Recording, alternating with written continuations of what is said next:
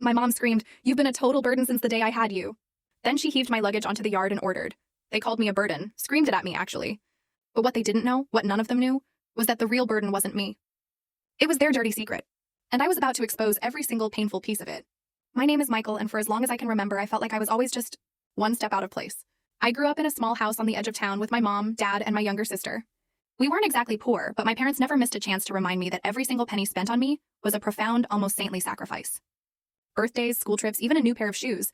It always came with a lecture about how lucky I was, how they hadn't just left me to fend for myself. I was the quiet kid. The one who got decent grades, worked after-school jobs, and pretty much stayed out of trouble. But to them, none of that counted. My sister, she could crash the car into the mailbox, and it was always, "Oh, kids make mistakes." But if I came home 5 minutes late from my shift at the grocery store, I got a full-blown speech about respect and pulling my weight. Over time, I learned to keep my head down, to avoid conflict at all costs. But deep down, a quiet, simmering rage was starting to boil. By the time I was 18, I'd saved enough to buy a second-hand car. Nothing fancy, just something to get me to work in college. The day I drove it home, I was so proud. But my dad? He didn't congratulate me. Instead, he just asked why I hadn't used the money to help out with the bills. My mom chimed in, "Must be nice to spend all your money on yourself." That became a theme, a constant nagging refrain. Anything I did for myself was instantly labeled selfish. When I paid my own tuition through scholarships and part-time jobs, they called me stubborn for not asking them for help. And when I moved back home after graduation to save for a place of my own, they acted like I was freeloading.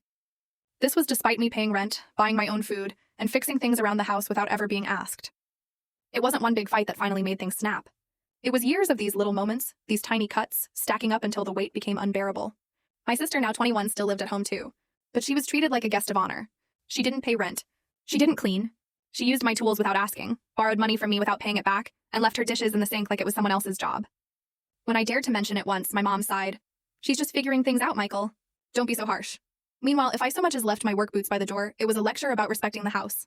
The night things truly started to unravel was a Thursday. I just come home from a brutal shift, 12 hours on my feet, dealing with an inventory nightmare at the warehouse. I barely had time to... Full story video added in below.